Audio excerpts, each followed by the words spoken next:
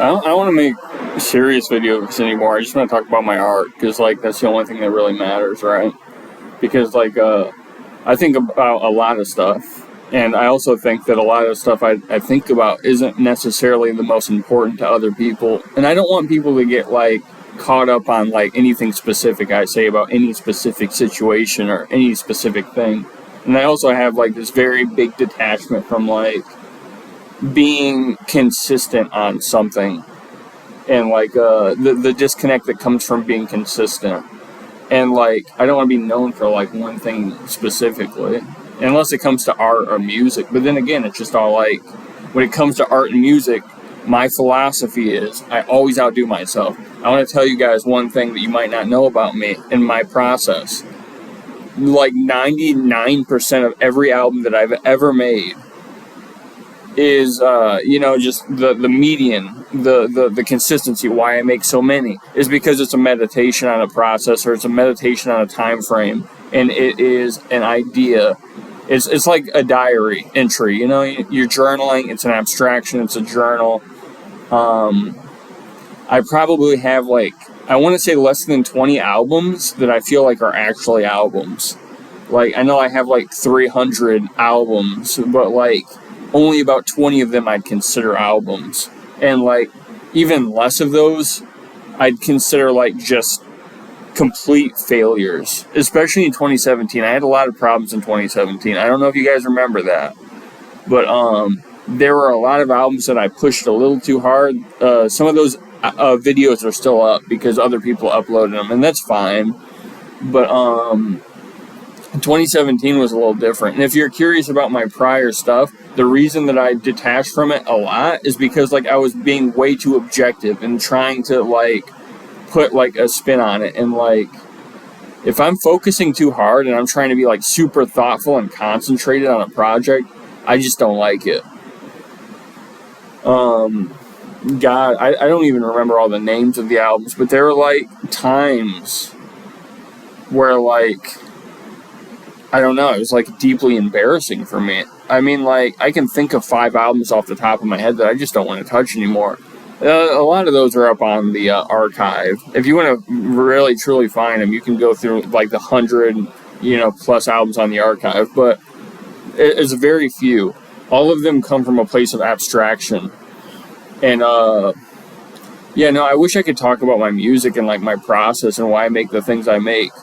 I make alien, material. I don't do discipline. I don't do structure. I took some music classes in school. I've done performances, with the band in, like, middle school. Some of my first ever performances, deeply embarrassed about them. I played trombone. I've played trumpet. I've played, I've taken classes on guitar and piano. Like, I don't think people know this, but, like, I actually just kind of, like, didn't like focusing too heavily on music theory. There might come a day when I do. I like discipline. I like a challenge. But, I think I said this before. My first ever music performance, I think, was in my hometown of Battle Creek, Michigan, back in probably, like, 2009, I want to say. 2008. And it was, like, during the winter, we walked through town. We walked just around. I think we got into a car or a bus, and then we went somewhere else and did it.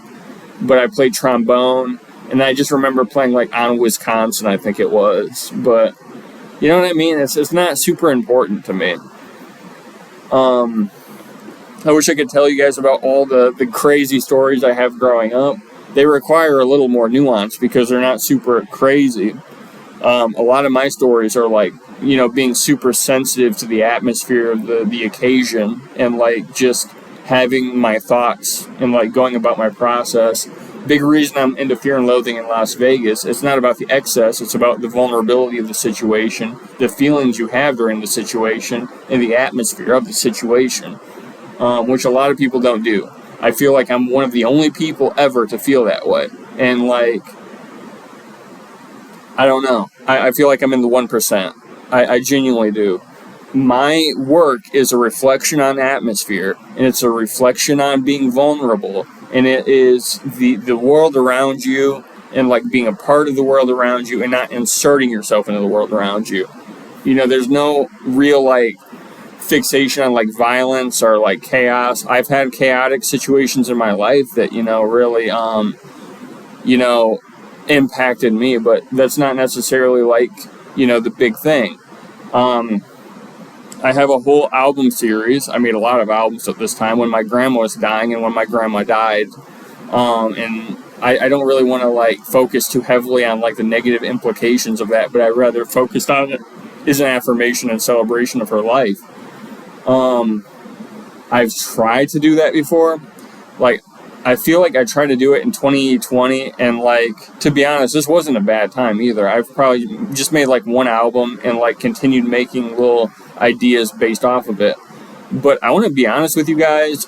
I experienced a poltergeist. I don't know if you guys believe in all of that, and it's cool if you don't. I'm not trying to fight you on it, but I experienced a poltergeist, and this poltergeist inspired some music of mine. It was pretty chaotic and crazy at first, you know, and I wrote music on it, and I told people about it, and it was actually pretty bitter. I actually got met with like a lot of resistance. This is something that like definitely like told me what my place was early on in my not early on in my career, but it just said like, hey, if you're gonna do something out there, something that affected you or whatever, you should feel shame for it. That's the message I got from that. So I feel like if I laid too heavily into anything, or like embraced chaos a little too much, or was a little like, you know, out there with my interpretation of a project, essentially it would just be met with backlash. I definitely got backlash for the haunted material. I definitely got backlash for everything that like led through that in that frame of time in late 2020. I want to say late 2020. I don't remember. It was around November. But no, I tried to like continue on with the process. Like, I was genuinely haunted when I was recording this album. I had a poltergeist, and people were just all like, "You're full of shit, and you should feel bad about it." I don't know. Like, I get it. It's like attention-seeking behavior, but have I ever been attention-seeking? And that's why I don't like branding. because I feel like it isn't attention-seeking and like actually wanting people to pay attention to your work. You know, I think it's different. That's genuinely where I'm at, and I think that like maybe there's a lot of people who do feel the same way as me, but like I'm talking 1%. You know what I mean? If not, James Ferraro would be crazier. People would be like super into Lamborghini Crystal and Asia. It's got a cult following, but I align myself mostly with that. But like, I don't know how to explain it in like a folky way, in an ethereal way, in a transcendental way, not like a new agey way, but like I'm trying to do things different.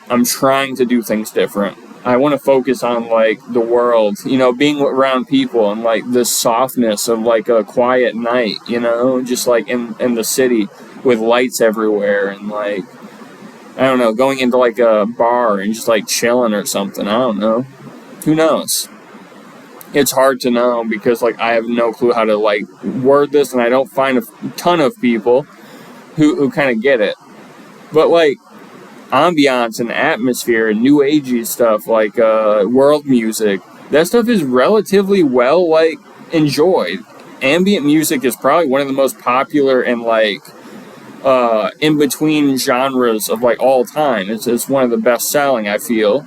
Don't quote me on that, but I feel like it does play a massive role in like, especially like soundtrack work. No one's gonna listen to a soundtrack though, so like why would they give me a chance? I subvert soundtracks. That's how I feel like I do it.